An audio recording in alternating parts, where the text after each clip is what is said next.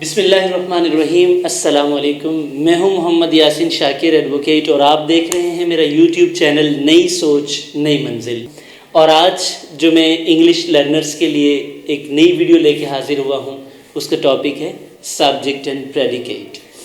मैं आप सबको बताना चाहता हूं, जितने भी मेरे व्यूअर्स हैं, कि मेरी ये तमाम वीडियोस ये इंग्लिश लैंग्वेज लर्निंग के जितने भी पर्सपेक्टिव्स हैं, फॉर एग्जांपल स्पोकन वालों के लिए, क्रिएटिव राइटिंग वालों के लिए और लिटरेचर के स्टूडेंट्स के लिए, लिंग्विस्टिक्स के स्टूडेंट्स के लिए, तमाम के लिए अलाइक हैं।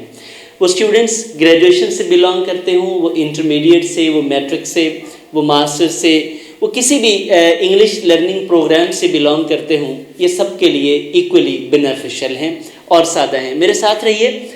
अभी हमने जो सीरीज़ शुरू की हुई है वो है बेसिक एक्चुअली कॉन्सेप्ट्स हम सीख रहे हैं जो कि लैंग्वेज के हैं, ताकि हम आगे सेंटेंसेस को, स्ट्रेचेस को, जो टॉक एक्चुअली अटरेंसेस हैं, उनको आपस में पुट टुगेदर करने के लिए हमें आसानी हो सके, वो हम सीखने की कोशिश कर रहे हैं। तो आज का हमारा टॉपिक है सब्जेक्ट एंड प्रेडिकेट। आइए ज़रा इसकी बात करते हैं। एक ट्रिकी बेसिकली टॉपिक है और अगर ये आप सीख जाते हैं तो आप easily sentences and statements construct कर सकते हैं। आइए सीखते हैं पहले सब्जेक्ट क्या होता है। जैसे कि प्रीवियस वीडियो में मैं डिस्कस कर चुका हूँ कि सब्जेक्ट को ज़्यादा डिटेल में हमने डिफाइन भी किया, डिस्कस भी किया। तो ये होता है बेसिकली डूअर। और आप यूँ देख लें कि सेंटेंस में ये हु का आंसर करता है, हु इज़ डूइंग समथिंग, कौन कर रहा है, ये बेसिकली सब्जेक्ट होता है। अगर आप हु का आंसर ढूंढें किसी सेंटेंस में, स्टेटमेंट में, तो आपको हु का आंसर बताएगा कि बेसिकली वो सब्जेक्ट है। मिसाल उसी तरह ले लेते हैं, ही इज स्टडिंग, तो हु इज स्टडिंग, ही, तो ही क्या होगा, सब्जेक्ट आपका। इसी तरह आगे प्रेडिकेट की हम बात करते हैं। अगर हम प्रेडिकेट को डिफाइन करें तो डियर स्टूडेंट्स, ये क्या कहेंगे हम कि actually it is the information about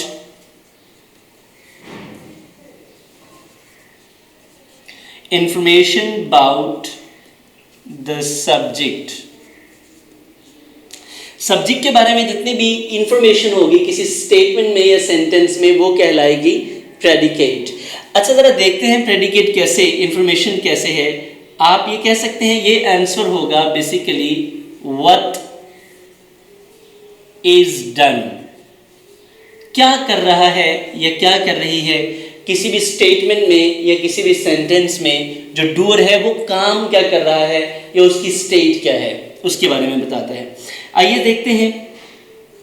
जैसे हमने ऊपर बात की थी, उसी को ही अगर हम एग्जाम्पल के तौर पे लें, he is studying, तो यकीनन ही हमारे पास सब्जेक्ट था और रेस्ट ऑफ द जो पार्ट है किसी भी सेंटेंस का या स्टेटमेंट का, वो क्या कहलाएगा। अगर हम इसको सब्जेक्ट कहें तो ये हमारे पास जो इंफॉर्मेशन है सब्जेक्ट के बारे में, ये क्या कहलाएगी, प्रेडिकेट। यकीनन आप यहाँ तक समझ चुके होंगे कि सब्जेक्ट और प्रेडिकेट क्या है। अब हम ज़रा इसकी तरफ बढ़ते हैं। एक सेंटेंस में कैसे हम एनालाइज करते हैं, एक स्टेटमेंट में कैसे एनालाइज करते हैं, उसके बाद एक छोटी सी एक्टिविटी होगी, आपके साथ इसकी शेयरिंग करेंगे। ज़रा गौर करें। एक यहाँ पे he walks on the road, he walks on the road। Initial parts में इनको अगर हम डिवाइड करें तो हमारे पास कौन वॉक कर रहा है, ही, यकीनन ये क्या होगा, सब्जेक्ट। और रेस्ट ऑफ द जो इंफॉर्मेशन है इसको हम क्या कहेंगे, ये हमारा प्रेडिकेट है। और प्रेडिकेट क्यों है, because rest of the part जो है ये इंफॉर्मेशन है किसके बारे में, सब्जेक्ट के बारे में, that's why it is a predicate. अब जरा गौर करें, हमने फर्स्ट इंस्टेंस में पहली बार में ही देख के जो पूरे सेंटेंस को जिन पार्ट्स में डिवाइड कर दिया वो है सब्जेक्ट और प्रेडिकेट। अगर हम लिंग्विस्टिक्स की टर्म्स में देखें तो इसी को ही कहते हैं आईसी एनालिसिस। अगर मैं पहले लिखता तो आपके लिए थोड़ा शायद मुश्किल हो जाता। तो अब आप आसानी से समझ गए हैं, एक सेंटेंस को अगर उसके सब्जेक्ट और प्रेडिकेट में डिवाइड कर दिया जाए तो डियर लर्नर्स ये बन जाता है आईसी एनालिसिस। अब आईसी एनालिसिस क्या है, बेसिकली ये समझने वाली बात है। आई से इमीडिएट, सी से कॉन्स्टिट्यूएंट एनालिसिस। इसका मतलब है फौरी तौर पे किसी सेंटेंस या स्टेटमेंट को जो आप जिन पार्ट्स में डिवाइड कर सकते हैं वो बेसिकली कहलाता है आईसी एनालिसिस। तो आइए, पहले हमने बात की थी स्टेटमेंट सेंटेंस की, उसको हमने एनालाइज किया। आईसी एनालिसिस हमने बताया कि ये सब्जेक्ट और ये प्रेडिकेट है। अब एक स्टेटमेंट की भी एग्जांपल ले लेते हैं। जैसे कि मैं प्रीवियस वीडियोस में डिस्कस कर चुका हूँ कि एक अटरेंस दो तरह की होती हैं, सेंटेंस एंड स्टेटमेंट, दोनों में डिफरेंस क्या है। सर ये भी आप देखें, जैसे हम लिखते हैं शी लुक्स गुड। अब हम इनका अगर एनालिसिस करें तो शी यकीनन सब्जेक्ट और रेस्ट ऑफ द पार्ट क्या है, प्रेडिकेट। अब ये सब्जेक्ट और प्रेडिकेट दोनों यकीनन जब हमने पार्ट्स कर दिए शी के बारे में, ये रेस्ट ऑफ द पार्ट जो है ये इंफॉर्मेशन है, that's why it is known as predicate. आगे हम जरा चलते हैं, यहाँ पे हमने दोनों, एक सेंटेंस में भी और एक स्टेटमेंट में भी, ये हमने एनालाइज किया। एक बात बड़ी अहम है जो फोकस्ड है कि प्रेडिकेट में एक चीज़ हर जगह पाई जाएगी और बाकी जो पार्ट है, जैसे स्टेटमेंट में सब्जेक्ट कॉम्प्लीमेंट होगा और जब हम बात करेंगे सेंटेंस तो इसमें ऑब्जेक्ट होगा। एक चीज कॉमन है दोनों में, एक वर्ब का होना जरूरी है। एक वर्ब एक प्रेडिकेट में एक वक्त में एक वर्ब जरूर होगा जो कि सब्जेक्ट के एक्शन के बारे में बताएगा, ये जरूरी है। आइए जरा हम एक वर्ब के साथ कुछ थोड़ी सी एक्टिविटी करते हैं ताकि आपका लर्निंग लेवल थोड़ा सा बेहतर हो सके।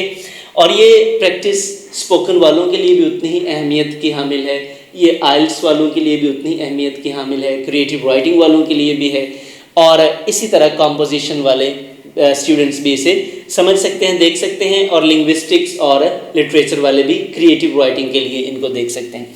ज़रा गौर करें, अगर हम एक ही सब्जेक्ट लगाते हैं शी और इसके साथ हम एक ले लेते हैं verb rights.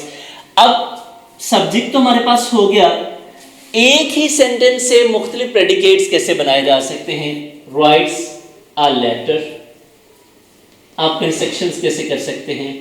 A book, a newspaper, an article,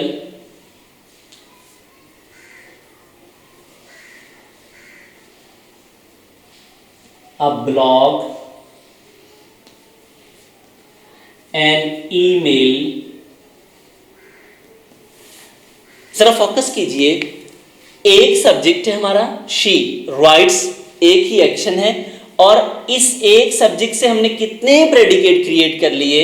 ये हमारी क्रिएटिविटी भी है कि एक सब्जेक्ट लिखें और उसका एक ही वर्ब लिखें। एक वर्ब से आप फर्दर कितने कर सकते हैं, ये आपकी एक एक्टिविटी भी है, और आप यूँ समझ लें इस एक्सरसाइज से आप फर्दर और भी जनरेट कर सकते हैं। She writes a letter, she writes a book, she writes a newspaper, she writes an article, she writes a blog, she writes an email. एक ही स्ट्रक्चर पे, एक ही वजन पे। ये तो था हमारे पास एक सेंटेंस। सेंटेंस में हमने सब्जेक्ट प्रेडिकेट की बात की। अब एक स्टेटमेंट लिखते हैं, जैसे यू लुक, सब्जेक्ट है, यू लुक गुड एक predicate, you look bad, you look happy, you look active, you look passive, you look intelligent। देखें, हमने एक सब्जेक्ट से, ये आर्ट है, अगर आपको सब्जेक्ट और प्रेडिकेट दोनों का कॉम्बिनेशन एनालिसिस करना आ गया, फिर उनको आपस में मिलाना आ गया, तो आप यूँ समझ लें कि आपने इंग्लिश लैंग्वेज स्पीकिंग और राइटिंग दोनों के एक बेस बना ली। ये आपके लिए आसान हो जाएगा।